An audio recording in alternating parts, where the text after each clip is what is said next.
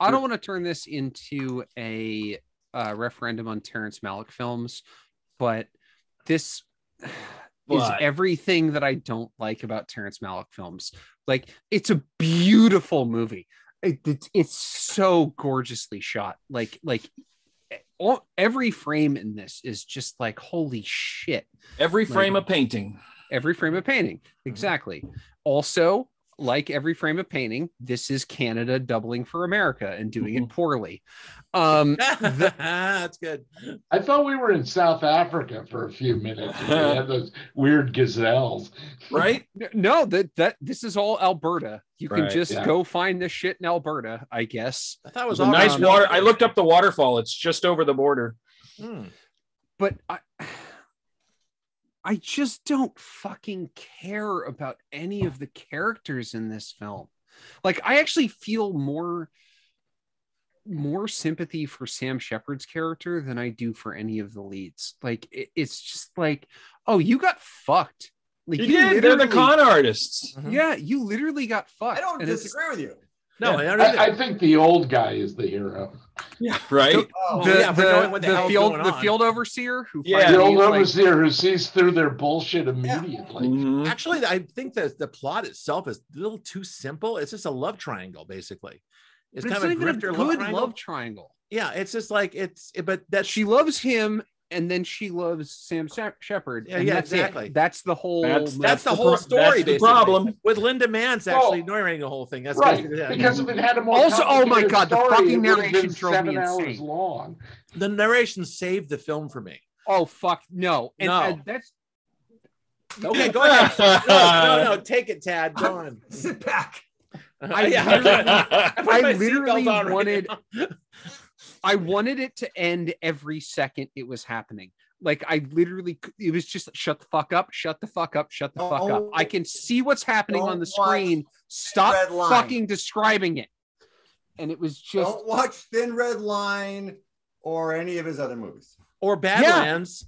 Or remember when I said I don't want to turn this into a referendum on Terrance Malick films? Right. But he had just done Badlands and he did fall back on VO again in the editing room. After he started cutting the picture, he decided, I'm going to throw away most of the scenes. I'm going to get Linda, what's her name? Linda Mann's in. Yeah. And they recorded hours and hours of her watching the film and describing, as Ted says, what's happening on the screen. Shot this over the course of a year, edited it over the course of 2 years. Oh, yeah. And it's just like, what the fuck is happening in this movie? What is happening in this scene? Why do they have a fucking fucker in this scene? Like, it was post-war barnstorming, man. Yep, it was. The war isn't over yet. Which is weird. I'll give you that. It was supposed to be 1913, 1914. That wasn't happening until the 20s. No, it starts in 1916. Yeah. What? The war isn't over yet. It's said in the article that it started out in really? 1916. Okay. Yes. Right. That's still not the end of the fucking war. It's before the Americans got in. They got in 1617, right? So there wouldn't be a triplane. No, that was a barnstorming thing happened after the war. Right. Because they were giving all the Curtis Jennings, they were giving away for $100 and people would fly them around. No, and at the very end of the movie, the troops are returning from the war. That's the end of the movie. So at best, this is set in late 1918. And it's like, but this happens way before that. And it's just like, what the fuck are you doing? They have at least 2 harvests, so it happens over the course of at least 2 years. The thing is, that's right. But again, at the end of the movie, the troops are returning, so it's happening during. Yeah, but a lot of the troops returned in 1919 with the flu. Actually, the scenes behind Chris and Tad prove that you can shoot an entire film at golden hour. I think he was the first guy to ever do that. Which is why it took a year to film. I know, and why most of the people who worked on the film quit. I know, because it was like he'd wait till 5 o'clock and start shooting, or whenever Canadian golden hour. It's probably quite long, actually, when you think about it. 25 minutes. Yeah, and But but like I said, that's how it felt. It was like it was all shot in gold. It looked, we'll put the look of the film aside because it is supposed to be incredible, and it is incredible. It is incredible to look at. The story, this part where they're all walking backwards while they drop peanut shells from a helicopter, so it looks like the fucking locusts are flying up. Is genius. Amazing. It's my same thing with all Terrance Malick movies is I love how they look. It's just gorgeous. We're all supposed to. Yeah. Like everything he makes is beautiful. And I don't give a fuck about what's happening in the film. I just don't care. I don't care that Richard Gere kills that guy in the beginning. I don't care that he's pretending to be the brother to his girlfriend. I don't care that his little sister's unhappy. I don't care about any of it. And this is the kind of movie that makes me really angry when I'm watching it because I want to like it. I want to like it so much because it's so well made, but there's nothing there. It's a fucking empty pillow of a film. That's it. Empty pillow case or empty pillow? Empty pillow. It's like you have the outside of the pillow, and then in the middle, it's just sadness. I see. Got it. No, he wanted anti-empty pillow. I love the analogy. It's gonna make me. That's probably gonna take it out of this thing is the pillow analogy. Apparently, there was a lot shot that ended up on the cutting room floor, and Gere expressed some disappointment in the fact that they'd memorized lines and played scenes. Mm-hmm. And you barely see any of that. Oh, the fire! By the way, the fire. If he would have gotten a decent fucking haircut, dude, that threw me out of the film. Every scene instantly. It's the first thing you see. A goddamn disco haircut. That feathered haircut. Time. Yeah. And I kept waiting for John Travolta to come. It must be really hard to convince A-list actors to get haircuts for movies. Right. Get period haircuts. Sam Shepard looked like somebody from 1970. They don't have a problem. Yeah, he had that goofy kind of buzz cut. I think Jim, he was considering John Travolta for the lead at one point. Wait, they cast John Travolta. Oh, that would have been great. And ABC wouldn't let him out of his Welcome Back, Kotter contract. That's exactly right. That's commitment. That's the thing. Saturday Night Fever did. That's genius. Somebody should make a movie about the making of this movie. Which would be better than the movie itself. Of course. The fire, by the way, is the second best fire we've seen in this time doing this podcast. The first best, I will say, is the end of the Japanese Unforgiven. Right. Yeah, I know is my pick, but holy fucking God, it's so good. I don't know. I'm sort of attached to the one in Come and See. Of course you are. Oh, dude. That's still our number one movie for that kind of thing. So, yeah, that's going to win. But this the baby got thrown back in the window. That was it. Well, I figured there were probably Belarusian actors who got caught in the fire in the bar. I'm just talking about the visual beauty of the fire. The way it was shot. Antique so too. That's right. Not good. Right. Yeah. But I mean, I'll say I'm not 100% with Tad, but I completely get his objection, and I was taken aback with given that it's so painterly and the shots themselves are so gorgeous. I was taken aback at the pacing, in that a scene would start and you'd get maybe a line from one actor and a line from another actor, and it would dissolve away. And it was like, oh, that scene's over. And he did that repeatedly.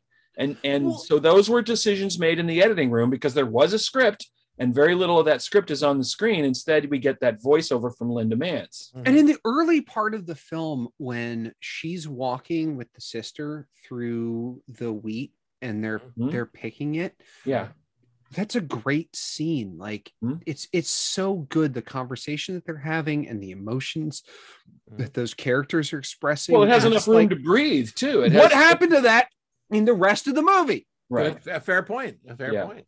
Yeah. Now, it was, I thought, in terms of Malick films, this was kind of like the most basic because I thought it was just a throwaway story. I thought it was a love triangle story. Anybody could have told this. Mm-hmm. But later on, he's talking about the thin red line, and he starts tapping on something that's primal and essential to the human condition. I mean, I think he was inventing what we think of as the Malick style. He was right here, much like Altman was doing in the. He doesn't make a movie for 20 years, and the next movie he makes is The Thin Red Line. After this, well, that's the next. This film and The Long Goodbye were these guys finally hitting their style.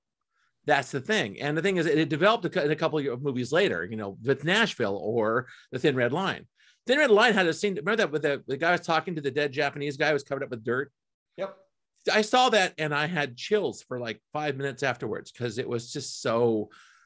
It got behind the screen. It got behind. You know, it plunged inside of me. Yeah. I mean, in terms of like talking to you as your place in the universe.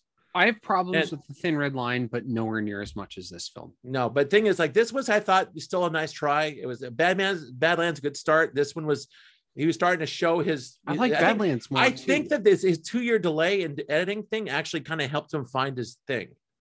You know, that was a part of it. It was actually, it was made out of like this is like the rough draft of his thing. Yeah, it wasn't a 2-year editing delay. It was a 2-year editing process. Yeah, which I'm surprised. See, back then they could give them 2 years to cut their film, and no one got fired.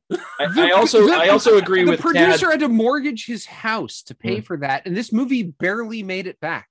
Yeah, it did. Yeah, but it got a bunch of Oscar nominations, so it was a prestige thing. One Oscar win, Terrance Malick's only Oscar win, which went to the wrong cinematographer. No, he shot about 50% of it, and he was the first cinematographer. According to Haskell Wexler, no. Sour grapes. Haskell Wexler sat in the theater and with a stopwatch to time how many shots were his. Are you serious? No. Yes, I'm serious. I'm not kidding. That's hilarious. He does have an equation. He does say, to be fair, he does say that the style was designed. Almendros.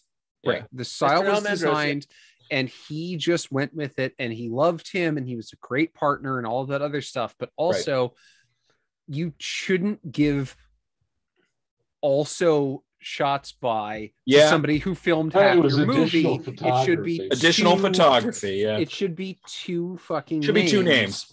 Should be two names. 2001 had Jeffrey Unsworth, but also had 3 other people credited for shooting stuff. And that's true. John Alcott and 2 other guys shot a lot of 2001 too. Well, and I think the cinematographers union has a thing where you can only put one person on. That was a lot of goddamn work. But that's like the upper level. That's like stratosphere auteur stuff. Haskell Wexler was pretty magnanimous about it. Ultimately, he said he was ticked off at the time, and then he thought about it, and it was like, I was really just following what had already been established. Right. No, but again, he should get credit for this movie too, because what are we talking about? What's so good about this movie is how it looks. Absolutely. That's like why to the point that we're tabling how it looks to talk about everything else.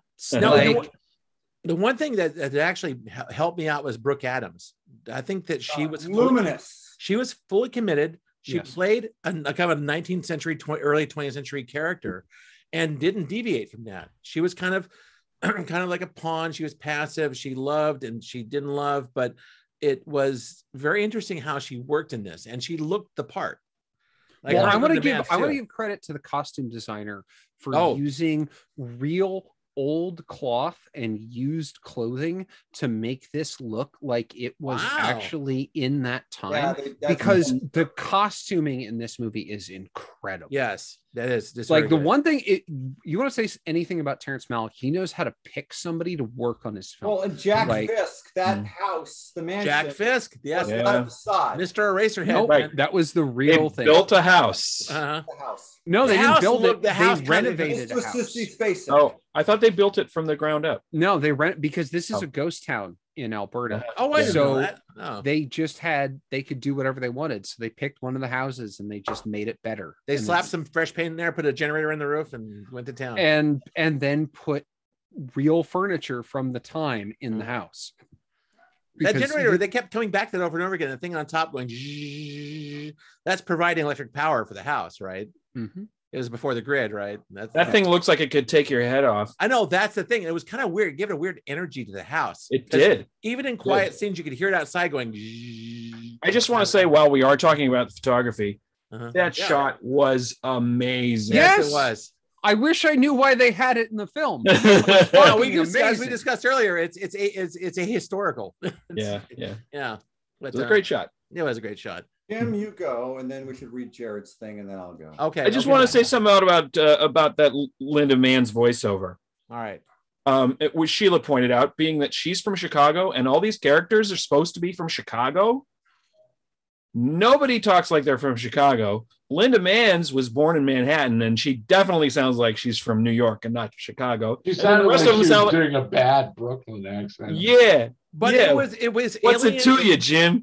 Yeah, but it was alien to the milieu of the film, which was supposed to be Kansas. So I thought it worked really effectively. She sounded like a city person. Texas Panhandle. Yeah, sound like a city person in the Texas Panhandle, which is really weird. But it did not sound like a Chicago person. No, it did not. No. And none of the other people who were supposedly, from Chicago, they were all from California. I hope there's a couple of moments. There's a couple of moments where you get. I heard that.